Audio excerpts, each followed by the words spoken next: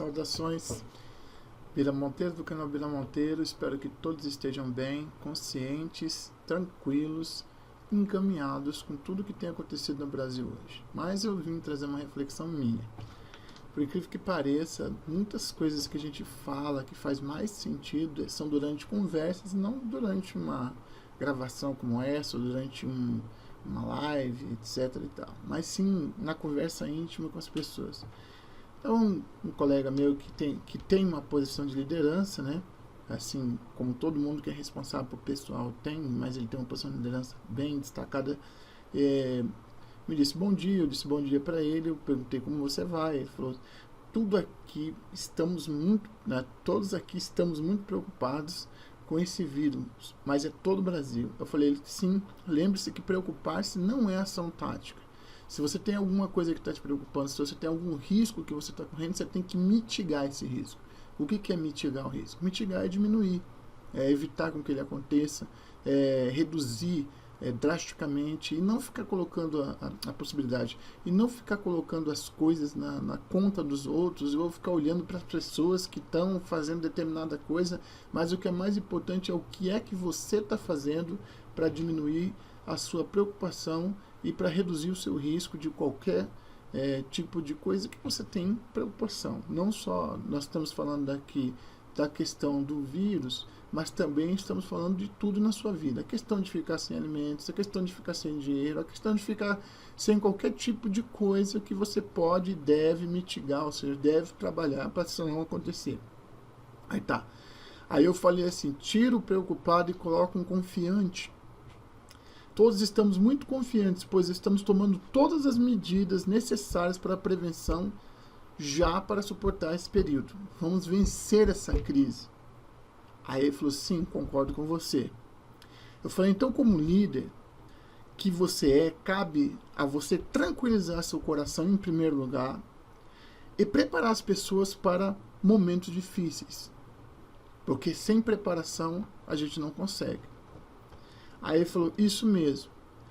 Aí eu falei: como está a sua cidade? Ele falou: ainda está sob a pressão inicial, mas não tem nenhum tipo de caso comprovado, só suspeitas. E parece-me que quando nós temos suspeitas, parece que a situação é pior, né? E não, parece que, não sei se nós desistimos a partir do momento que nós sabemos que efetivamente já está a situação, mas parece que quando as suspeitas ainda estão pairando, as coisas são mais difíceis ainda, parece que as pessoas ficam mais desesperadas ainda. Bom, aí eu vou emendar aqui com outro colega que falou comigo, né? Também, aí esse também não é uma pessoa assim de liderança, mas é um cara que uma família. Todos nós que temos família, que temos pessoas que temos a responsabilidade sobre elas, somos pessoas de liderança. Mas vamos lá. Essa pessoa chegou para mim e disse bom dia, né? Eu falei: bom dia. E veja bem que eu falei que a pessoa não tem uma liderança, quando eu falo assim, ela não tem uma liderança obrigatória, porque todos nós, salvo o melhor juízo, somos líderes a partir do momento que nós decidimos ser, a partir do momento que eu decido que eu quero liderar ou que eu quero ser liderado. Isso é uma coisa de foro íntimo, cada um tem o seu, tá? Então ele falou bom dia, e a primeira coisa que ele falou para mim assim: o que está achando desse apocalipse? Eu falei: apocalipse? Aí ele: tá esquisito, hein? Eu falei: apocalipse? Que apocalipse? Não tem apocalipse. Aí ele falou: esse Covid-19. Eu falei: tem uma guerra contra uma doença. Não tem nada a ver com essa mania boba do ser humano de querer anunciar algo que nunca vai saber quando vai ser. Quando as pessoas vão parar de acreditar em idiotas, imbecis completos que querem dizer quando é que vai ser o final do mundo, quando é que vai acontecer isso, o que vai acontecer, como se ele tivesse uma bola de cristal. Mas ele usa argumentos tão inteligentes, argumentos tão específicos, que as pessoas mais espertas e inteligentes seguem eles. E normalmente é uma besteira muito grande. E aliás, para as pessoas não ficarem com vergonha de si, dizerem que estão erradas, pegam e tentam encaixar aquela realidade com aquela pessoa que ela captou, com que ela ficou sabendo primeiro, e tentam encaixar na realidade atual do Brasil, coisa que não bate com apocalipse nenhum. O Brasil não está em apocalipse.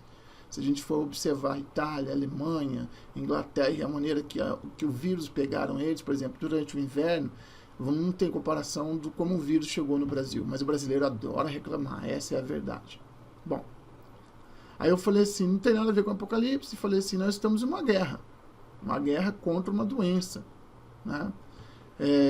E nessa guerra contra a doença somos todos, né? Eu coloquei aqui assim, ó, um exemplo de como se fosse a crise do H1N1, que teve inicialmente mais mortes, nós não sabemos ainda quanto é que vão ser as quantidades de óbitos, né? Mas tem projeções aí 1.000, que eu acho que existem projeções que são muito otimistas e existem projeções que são muito pouco otimistas. E como eu sempre vou falar e vou fazer, essa é a minha conduta, a virtude está no meio.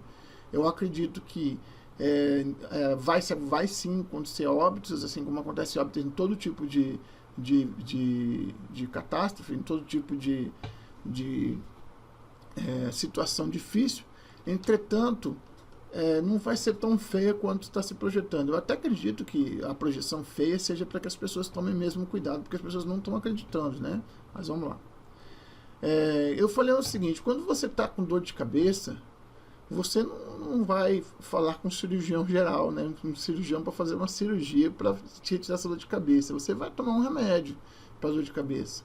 Quando você tem que fazer uma cirurgia, você não vai tomar uma aspirina para fazer a cirurgia. Então, o que eu estou querendo dizer é o seguinte, toda medida que tem que ser tomada em relação a tudo aquilo que está nos preocupando, seja Covid-19, seja qualquer outra coisa, ela tem uma medida correta, ela não tem que ser nem maior, nem menor daquilo que a gente tem que fazer. Tá? Aí, eu também fitei assim, não é o fim do mundo. Eu entendo que atualmente o brasileiro gosta de inventar muita coisa e fantasiar com a realidade. Eu estou acompanhando a parte crítica dessa crise, ou seja, o que é a parte crítica? A parte crítica está especialmente na divulgação de informações, nas guerras ideológicas que estão acontecendo em paralelo com a crise e principalmente no desespero, na autopreservação que no brasileiro é muito grande em relação à vida, em relação à doação e em relação ao próximo também, né? Então, para evitar um colapso, como já foi dito pelo ministro da Saúde, do sistema de saúde, nós temos que nos guarnecer em casa até para proteger principalmente aqueles que estão mais suscetíveis à doença, que não é a grande maioria da população.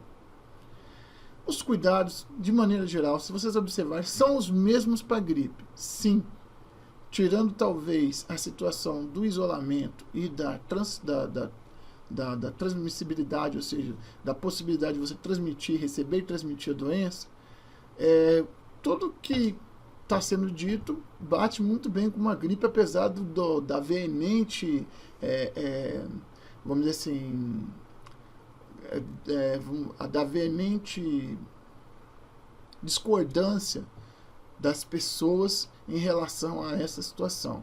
Existem muitas pessoas que gostam de exagerar situações e gostam de transformar tudo em drama. E existem pessoas que não aceitam drama como eu. Eu prefiro tocar o barco em frente, tá? Não estou minimizando nada, estou dizendo que eu não vou me descabelar, tá certo? Nossa imunidade tem que estar boa, é igual para gripe. O gripado não sai de casa, ele fica em casa. E o que é recomendado para o gripado, em 99% dos casos, é ficar em repouso, se alimentar bem, alimentação líquida, bastante, alimentações que sejam fáceis de ser absorvida pelo organismo. Lembramos do caldo de galinha da vovó, da canjinha, né? Lembramos também dos remédios caseiros, que são o alho com limão cortado em cruz, etc, etc, etc. Todos os cuidados com a gripe a gente pode colocar aqui, inclusive da higiene também, entendeu? Então, aí temos outras doenças como hepatite. Eu já tive hepatite, tenho cuidados parecidíssimos com esse agora do Covid-19, tá? E aí a gente vem para aquela responsabilidade que todos nós temos, que é a responsabilidade com nossa família, com nossos entes queridos, a responsabilidade de estar com as pessoas que nós gostamos e ao mesmo tempo fazer com que essa presença seja profícua, né? Seja cheia de interesses nobres, né? De possibilidades e de situações que nós vamos estar criando dentro do nosso seio familiar para combater o desespero, a loucura. E o que eu vejo de mais importante agora, que está incomodando muito as pessoas, são 2 pontos muito engraçados. 3 pontos. O da solidariedade, não estou vendo que seja uma coisa que muita gente está exercendo. Eu acho que podia mais gente exercer solidariedade. O outro do entendimento das coisas do jeito que elas são, e não do aumento, do incremento, do planejamento superior sobre qualquer coisa, da informação errada. Então, quer dizer, as pessoas, em vez de ouvirem aquilo que as autoridades estão falando, elas criam uma realidade particular que não está acontecendo. Tá? Por último, o medo de ter que ficar em casa, do medo de ter que se isolar, o medo de ter que cercear os seus passos, a sua locomoção para onde você gostaria de ir, com uma finalidade específica, e sim colocar isso como se fosse o final dos tempos, já correr para um texto bíblico, blá blá blá. Não adianta você tentar querer definir quando é que vai ser o final dos tempos, porque só Deus sabe quando vai ser. Nem os anjos, nem ninguém sabe, só Deus sabe, né, na sua intimidade, quando é que vai ser esse fim dos tempos. Se você não acredita em Deus, então aí você pode ter certeza que ninguém sabe, né, porque você não tem como definir isso aí. No final de tudo, nós vamos ter que ver se o que nós fizemos nesse período foi realmente o que deveria ser feito, ou se nós deixamos a desejar, e aí, sem racionalizar e colocar a culpa nos outros, assumir a responsabilidade naquilo que nos é inerente. Era isso que eu tinha para falar. Muito obrigado.